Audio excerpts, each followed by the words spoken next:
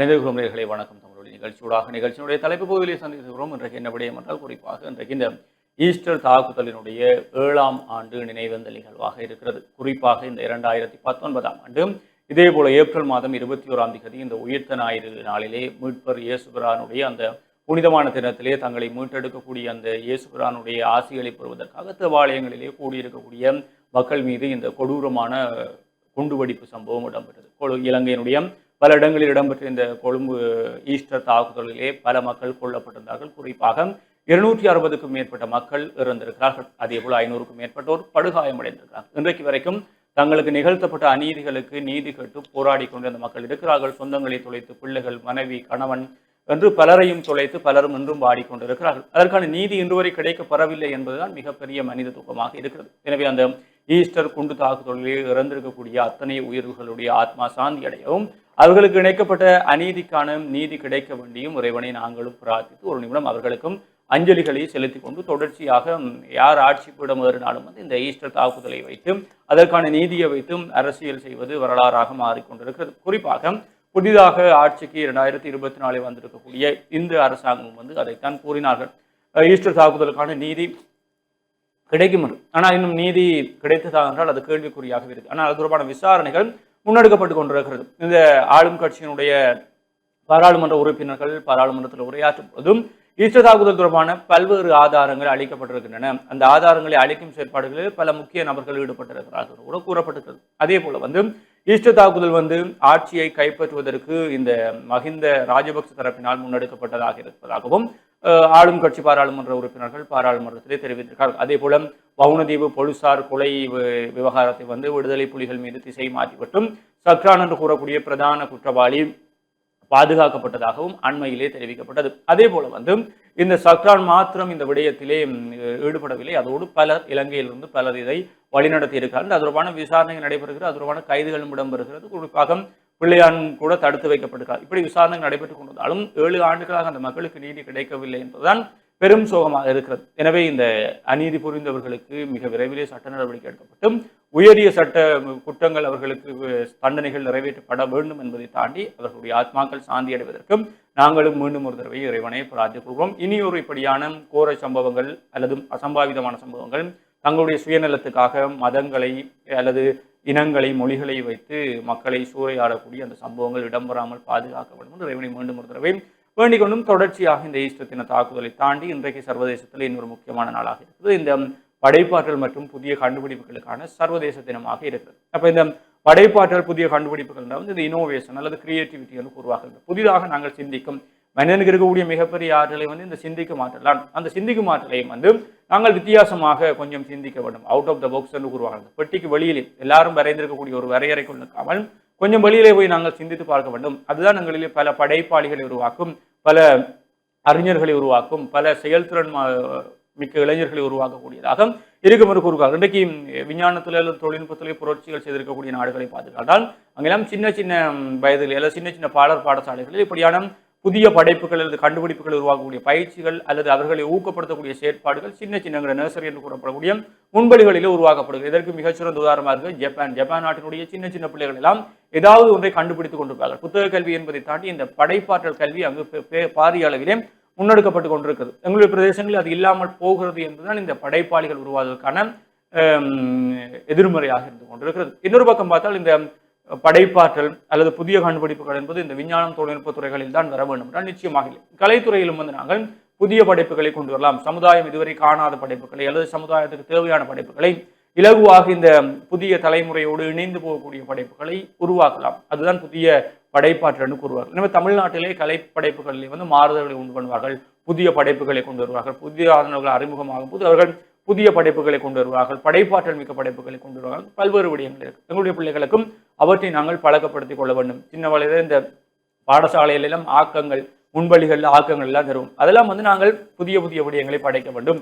எங்களுடைய இந்த படைப்பாற்றல் கிரியேட்டிவிட்டி எப்படி இருக்கிறது, மூளையை சுறுசுறுப்பாகவும் சின்ன வயதிலேயே இந்த படைப்பாற்றல் மிக்கதாகவும் மூளையை மாற்ற வேண்டும் என்பதற்காக இந்த நர்சரி அல்லது பிரைமரி பாடசாலைகள் எல்லாமே இந்த படைப்பாற்றல் ஒரு வீட்டு கழிவுகளை பயன்படுத்தி ஒரு ஆக்கம் செய்கிறது, உடைந்த பொருட்களை வச்சு ஆக்கம் செய்கிறது, அந்த ரெஜிவோமை வச்சு செய்கிறதும் பல்வேறு ஆக்கங்கள் உருவாக்கும். ஆனால் அதே கல்வி முறை வளர வளர இலங்கையில் முன்னெடுக்கப்படுகிறார்கள். அதுதான் கேள்வியாக இருக்கிறது. பிறகு நாங்கள் மெல்ல மெல்ல இப்படியான இந்த அனுபவ கல்வி அல்லது இந்த படைப்பாற்றல் கல்விகளுக்கு இருந்து நாங்கள் கல்வி நிலை உயர என்ன செய்கிறோம் என்றால் நேரடியாக புத்தக கல்விகளுக்குள் ஒளிந்து கொள்ளக்கூடியவர்களாக அல்லது பரீட்சைக்கு மாத்திரம் படிக்கக்கூடிய மாணவர்களாக மாறிக்கொண்டிருக்கிறோம் என்பது அது மிகப்பெரிய கவலைக்குரிய விடயமாக இருக்கிறது. ஆரம்பத்தில் வித்துக்கள் சரியாக இடப்படுது, ஆனால் அந்த வித்துக்களுக்கு நீரூற்றி அவை முளைத்து மரமாக மட்டும் யாரும் கவனிக்கிறோமானால் இல்லை. அது பல்கலைக்கழகத்தை எடுத்தாலும் பரீட்சைக்கான கல்வியாகவும் தனியே பாடப்புத்தகங்கள் அல்லது அந்த செமஸ்டரை முடித்து விடுவதற்கான கல்வியாகவும் மாத்திரம்தான் இருக்கிறது. படைப்பாளிகளை உருவாக்கக்கூடிய கல்வியை யார் முன்னெடுக்கிறார்கள் என்ற கேள்வி இருக்கிறது. அப்படி சில பல்கலைக்கழகங்கள் செய்து அப்படியான பல்கலைக்கழகங்கள் தான் உலக தரவரிசையிலும் சரி இலங்கை தரவரிசையிலும் சரி முன்னிலைகளை பெற்றுக்கொண்டு இருக்கிறது. அப்படியான இடங்களை நாங்கள் கண்டுபிடித்து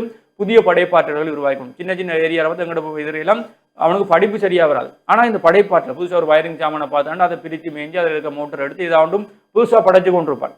அல்லது ஏதாவது ஒரு விடயத்தில் ஏதாவது அவனுக்கு பல்கலைக்கழகம் போய் பட்டம் பெற்ற வேண்டா இல்லை, ஓயிலையில் பாஸ் பண்ண வேண்டாம் இல்லை, ஆனால் அவனுக்கு ஏதோ ஒரு படைப்பாற்றல் அவனுக்குள்ள இருக்கு. அப்படியானவர்கள் இனங்கண்டும் அவர்களுக்கான வாய்ப்புகள் வசதிகளை ஏற்படுத்தி கொடுக்கும் போதும் அவர்கள் பாரிய அளவிலான கண்டுபிடிப்புகளை உருவாக்கி கொண்டிருப்பார்கள். அமெரிக்காவினுடைய ஐடி கம்பெனிகள் அதே தான் செய்கிற. இந்தியாவில் இருக்கக்கூடிய மூளைசாலிகள் பலரை தங்களுடைய கம்பெனிகளுக்கு அல்லது தங்களுடைய நிறுவனங்களுக்கு படைப்பாற்றல் மிக்க இளைஞர்களாக மாற்றிக் கொண்டிருக்கிறார்கள். இந்தியாவிலிருந்து மூளைசாலிகளை ஏற்றுமதி செய்து அவர்கள் மாற்றிக் கொண்டிருக்கிறார்கள். அதே இந்தியர்கள் என்ன செய்கிறார்கள், அங்கு போய் தங்களுடைய படைப்பாற்றலுக்கான களங்கள் வளங்களை உருவாக்கி கொண்டும் அதுக்கு பிறகு மீண்டும் தங்களுடைய நாடுகளில் அப்படியான படைப்பாற்றலுக்கு மூலம் மாறுதல்களை உண்டு பண்ணுகிறார்கள். அதே போல இப்படியான திட்டங்கள் எங்களுடைய நாடுகளில் வேண்டும். எங்களுடைய பிள்ளைகளுக்கு கொஞ்சம் வித்தியாசமாக சிந்திக்க வேண்டும். இன்றைக்கு உலகம் போகிற போக்கிலேயே போய்த்தால் இந்த உலகத்தில் வாழ முடியாது. கொஞ்சம் நாங்கள் வித்தியாசமாக எங்களுடைய பாதைகளை மாற்றி பயணிக்க வேண்டிய தேவை எல்லோருக்கும் இருக்கு. இந்த தட்டுப்பாடுகள் வரும்போது பார்த்தால் சின்ன சின்ன படியெல்லாம் இந்த நாங்கள் செயற்கை முறையில் எப்படி இந்த எரிபொருளை தயாரித்துக் கொள்வது, இந்த இயற்கை எரிவாயுவை தயாரிப்பது, அப்படியும் இயற்கை உரங்கள் மூலம் நாங்கள் வாயுக்களை பெற்றுக்கொள்வது, அப்படி பல்வேறு விடயங்களில் புதிதாக நாங்கள் இந்த சிலபஸில் படித்ததை விட அல்லது நாங்கள் இந்த ரிசர்ச் பேப்பரை வாசித்ததை விட புதுசாக ஒரு ஐடியாவோட வரோம். அது சரியோ புள்ளியோ அவன் சிந்திக்கக்கூடியதாக இருக்கு. அப்படி சிந்திக்கத்தக்க இளைஞர்களை உருவாக்குங்கள் என்பதை தான் நாங்களும் கேட்டுக்கொள்ளக்கூடியதாக இருக்கிறது. நிச்சயமாக இன்றைக்கு ஒரு சர்வதேசத்திலே ஒரு முக்கியமான தினமாக இருக்கிறது. அதாவது ஆக்கத்திறன் மற்றும் புத்தாக்கத்திற்கான தினமாக கருதப்பட்டு வருகிறது. இது ஏப்ரல் 21 வருடாந்தம் அனுஷ்டிக்கப்படக்கூடிய நாளாக இருக்கிறது. உண்மையிலே இது 2002 கனடா அரசாங்கத்தினால் தான் முதலாக கொண்டாடப்பட்ட தினமாக கருதப்படக்கூடியதாக இருக்கிறது. அதன் பின்னர் 2017 ஐக்கிய நாடுகள் சபையினாலே உலகளவிலே ஏற்றுக்கொள்ளப்பட்ட தினமாக ஏப்ரல் 21 என்பது சர்வதேச புத்தாக்கு மற்றும் ஆக்கத்திறனுக்கான தினமாக கொண்டாடப்பட்டு அனுஷ்டிக்கப்பட்டு வருவதனை காணக்கூடியதாக இருக்கிறது.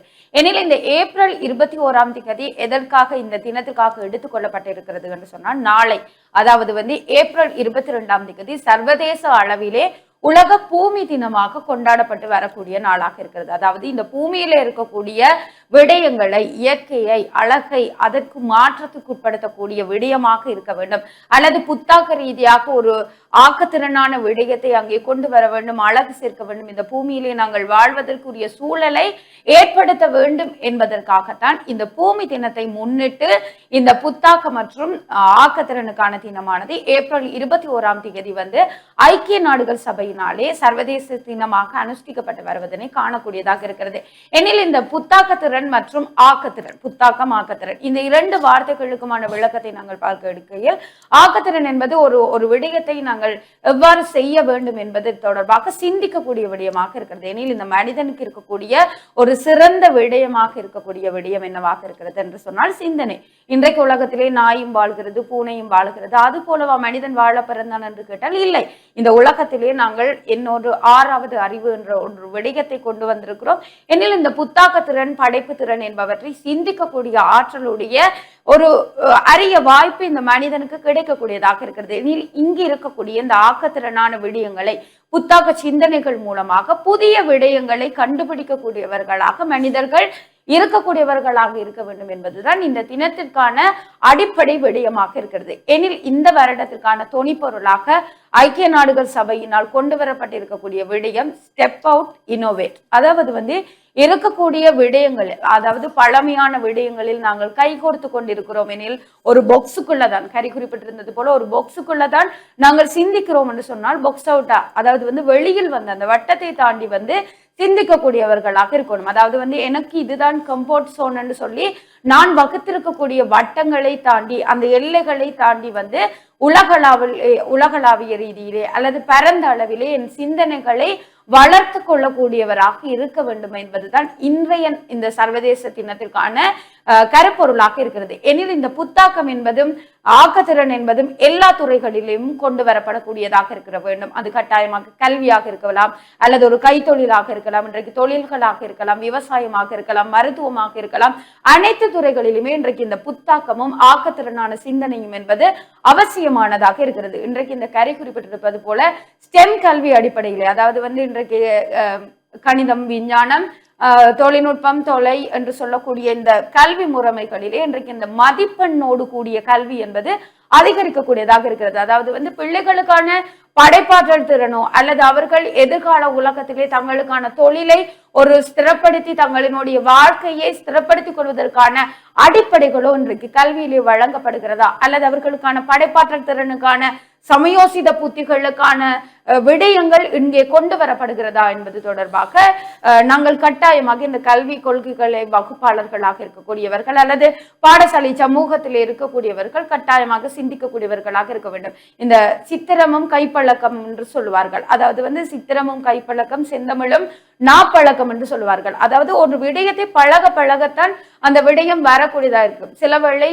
கல்வி நிலையிலே தங்கி இருக்கக்கூடிய குழந்தைகளுக்கு வந்து அவர்களுக்கு இந்த படைப்பாற்றல் திறன்கள், கலை விடயங்களில் பல்வேறு ஆர்வம் உள்ளவர்களாக இருப்பார்கள். சிறு வயதிலே கிறுக்கக்கூடியவர்களாக இருந்தவர்கள் தான் இன்றைக்கு பல்வேறு நபர்களாக சித்திர கலைஞர்களாக வளர்ந்திருக்கக்கூடியவர்களாக இருக்கிறார்கள். எனவே இந்த ஆற்றல்களை வளர்ப்பதற்கு புத்தாக்கத்திறன் அதிகமாக வளர்க்கப்பட வேண்டியதாக இருக்க வேண்டும். இன்றைக்கு இந்த ஓட்டிசம் குழந்தைகளுக்கெல்லாம் புத்தாக்கத்திறனும் படைப்பு திறனோடும் சம்பந்தப்பட்ட டிடிஎஸ், எஸ்டிடி என்று சொல்லக்கூடிய தொழில்நுட்பங்கள் உருவாக்கப்பட்டு கொண்டிருக்கிறது. எனவே இந்த இருக்கக்கூடிய சிந்தனையிலே நாங்கள் எங்களினுடைய ஆக்கத்திறனை வளர்த்து கொள்ளக்கூடிய கம்ஃபர்ட் சோனுக்குள்ளே இருந்து யோசிக்கக்கூடிய விடயங்களை தவிர்த்து கொண்டு நாங்கள் வெளியில் வந்து இந்த நாட்களிலே எங்கள் ஆளுமைகளை வளர்க்கக்கூடிய பல்வேறு விடயங்களை செய்ய வேண்டும் என்பதைத்தான் நாங்களும் இந்த நாளுக்குரிய கோரிக்கையாக உங்களிடம் விடுத்துக் கொள்ளக்கூடியதாக இருக்கும். இல்லையா ஹரி? நிச்சயமாக. அப்போ இந்த இந்த விடயங்களிலே படைப்பாற்றல் மிக்க இளைஞர்கள் இன்றைய சமுதாயத்திலே தேவையாக இருக்குது. இன்றைக்கு பார்த்தீங்கன்னா இந்த தனி அரசு துறைகளை தாண்டி தனியார் துறைகளிலே ஒரு நிறுவனம் ஒருவரை வேலைக்கு எடுக்கிறது என்றால் அவருடைய கல்வி தகமைகளை பார்த்து அவருடைய ஆளுமை விருத்தி எப்படி இருக்கிறது, அவருடைய படைப்பாற்றல் எப்படி இருக்கிறது, அவருடைய மூளை வளம் புதிய விடயங்களை கண்டுபிடிக்கக்கூடிய அவருடைய ஆற்றல் எப்படி இருக்கிறது என்பதைத்தான் பல்வேறு நிறுவனங்கள் பார்க்கக்கூடியதாக இருக்குது. அதற்கென்றே தனியாக இந்த நேர்முக பரீட்சை தேர்வுகளில் வந்து அதற்கென்றே தனியாக ஒரு உத்தியோகத்தர் அலுவலரை நியமித்து வைத்திருப்பாங்க. அப்படியான விடயங்களை கண்டறிவதற்கு நாங்கள் பேசும் விடயத்தை பற்றி அல்லதும் நாங்கள் கதைக்கக்கூடிய விடயம் அல்லது அவர்கள் கேட்கக்கூடிய கேள்விகளுக்கு நாங்கள் கொடுக்கக்கூடிய விடைகளை வைத்து எங்களுடைய படைப்பாற்றல், எங்களுடைய கண்டுபிடிப்பு, எங்களுடைய செயல்திறன், எங்களுடைய தனியால் விருத்தி, எங்களுடைய தலைமைத்துவ பண்புகள் எல்லாம் எப்படி இருக்கும், அந்த நிறுவனத்துக்கு நாங்கள் சரிப்பட்டு வருவோமா இல்லையா என்பதை கண்டுபிடிக்கக்கூடியதாக இருக்கிறது. என்னதான் பெரிய பட்டப்படிப்புகள் வைத்திருக்கக்கூடியவர்கள், 2-3 பட்டங்கள் வைத்திருக்கக்கூடியவர்கள், முதுகலை மாணி என்றும் பல்வேறு பட்டங்களோடு வருபவர்களை தாண்டியும் வந்து சாதாரணமாக இளங்கலை மாணி அல்லது இளமானி பட்டங்கள், இந்த பேச்சுலர் டிகிரியோடு வரக்கூடியவர்கள் சில நிறுவனங்கள் வேலையை கொடுக்கும். என்றால் அவனுடைய படைப்பாற்றல் அப்படி இருக்கும். சில பேர் அந்த பல்கலைக்கழக கல்வியோடு நின்று விடாமல் விளையாட்டுத்துறையில் இருந்திருப்பார்கள், அங்கே இருக்கக்கூடிய ஏனைய கலைத்துறைகளில் இருந்திருப்பார்கள், இந்த கிளப்புகள் இருந்திருப்பார்கள், கழகங்கள், இப்படி பல்வேறு விடயங்கள் இருந்திருப்பார்கள். அதை விட அவர்களுடைய இந்த ஆய்வு காலம் என்று கூறப்படக்கூடிய, குறிப்பாக இந்த 6 மாத கால ஆய்வு காலமாக இருக்கட்டும் அல்லது அவர்களுடைய பல்கலைக்கழகங்கள் இருக்கக்கூடிய இந்த ஆய்வு பகுதிகளில் வந்து அவர்கள் செய்திருக்கக்கூடிய ஆய்வு முயற்சிகள் அல்லது அதுக்காக அவர்கள் இருக்கக்கூடிய இந்த அடிப்படை விடயங்கள் எல்லாவற்றையும் வைத்து பார்த்தும் அவர்களுடைய படைப்பாற்றல் எப்படி இருக்கிறது என்பதை விளங்கிக் கொள்ளக்கூடியதாக இருக்குது. இன்றைக்கும் பல்கலைக்கழகங்களில் பார்த்தீங்கன்னா சில இடங்களில் வந்து ஒரு ஆள் செஞ்ச ஆய்வை தொடர்ச்சியாக கொண்டு போகிறது, இல்லை ஒரு ஆள் செஞ்ச ஆய்வுக்கு தலைப்பை மாற்றி செய்கிறது, சின்ன சின்ன விடயங்களை மாற்றி செய்கிறதும் பல இடங்களை பார்க்கக்கூடிய அவையெல்லாம் கட்டுக்கட்டாக அந்த டெசியோ சரி அந்த தீசிஸோ சரி கட்டுப்பட்டு அப்படியே அங்கே இருக்கக்கூடிய அறைகளிலே வைக்கப்படுவதுதான் இருக்குது. ஆனால் சிலர் வந்து செய்யக்கூடிய சின்ன சின்ன ரிசர்ச், இந்த ஆய்வுகள் எல்லாமே வந்து இன்றைக்கு சர்வதேச தரத்தில் அவர்களுக்கான அங்கீகாரத்தை பெறக்கூடியதாக இருக்குது. எங்களோடு பல்கலைக்கழகங்களை படித்திருக்கக்கூடிய அல்லது எங்களுடைய சீனியராக இருக்கக்கூடிய பலர் வந்து சின்ன சின்ன விடயங்களில் ஆய்வுகளை செய்திருப்பார்கள், சின்ன சின்ன புதிய கண்டுபிடிப்புகளை செய்திருப்பார்கள், பெரிய பொருட்செலவு இல்லாமல் சின்ன விடயங்களை செய்த ஆய்வுகள் எல்லாம் இன்றைக்கு அமெரிக்கா போன்ற நாடுகளில் அவர்களுக்கு அந்தந்த கம்பெனிகளை அந்தந்த நிறுவனங்களை வந்து அவர்களுக்கான உயர்கல்விக்கான வாய்ப்பு, அவர்களுடைய நிறுவனங்களில் வேலை செய்து கொண்டு உயர்கல்விகளை தொடர்வதற்கான வாய்ப்பு அல்லது அமெரிக்காவில் ஒரு 5-10 வருடங்களுக்கு தொடர்ச்சி அவர்கள் வேலை வாய்ப்பு பெறக்கூடிய வாய்ப்புகள் எல்லாம் உருவாக்கி அந்தந்த நாடுகளுக்கு எடுத்து செல்வார். எங்கள் கண்முனை பலர் இருக்கிறார்கள். எங்களுடைய பீடத்திலே படிக்கக்கூடிய சீனியராக இருக்கட்டும், எங்களுடைய சக மாணவர்களாக இருக்கட்டும், எல்லாருமே வந்து இப்படியான வாய்ப்புகளை பெற்று வெளிநாடுகளுக்கு சென்று கொண்டிருக்கிறார்கள். வெளிநாடுகளில் வந்து அந்த நிறுவனங்களுடைய அவர்கள் வீடு கொடுக்கிறார்கள், அவர்கள் இவர்களுக்கான முழு நேர சாப்பாடு கொடுக்கிறார்கள், கல்விக்கான காசை கட்டுகிறார்கள், பட்டத்தை அவர்களை பெற்றுக் கொடுக்கிறார்கள், அதே போல வேலை கொடுக்கிறார்கள் என்றும் எல்லா வசதிகளோடும் இருக்கு. அதற்கெல்லாம் அவர்களுடைய அந்த படைப்பாற்றல், அந்த அவுட் ஆஃப் த பாக்ஸ் என்றும் எல்லாருமே செய்வதை தாண்டி நாங்கள் கொஞ்சம் வித்தியாசமா செய்வோம் என்று அவர்கள் வெளிக்கிடுவதுதான் இன்றைக்கு அவர்களை சாதனையாளர்களாக மாற்றிக்கொண்டு இருக்கிறது. அதே போலதான் அந்த கலைத்துறையிலுமே வந்து எல்லாரும் பேசுறாங்கன்றும் அதே மாதிரி நானும் பேசுறேன். நானும் எல்லா பேச்சாளர்களோடும் ஒரு பேச்சாளராக தான் இருந்து விடுவேன்.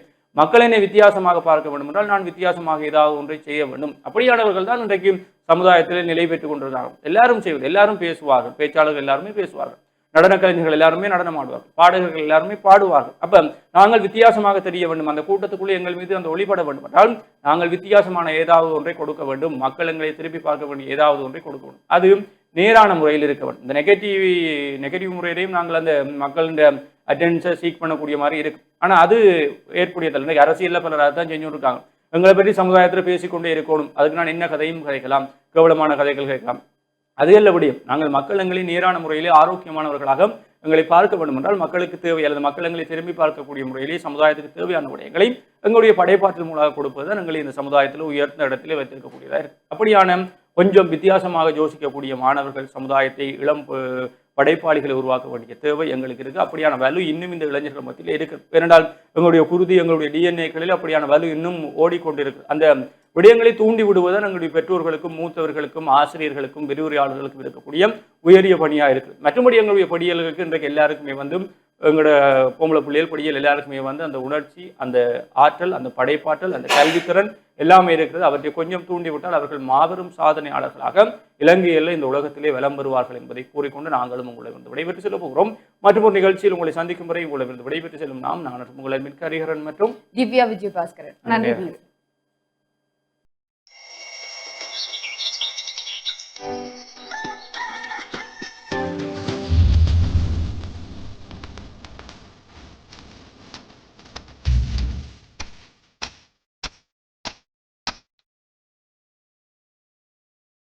Thank you.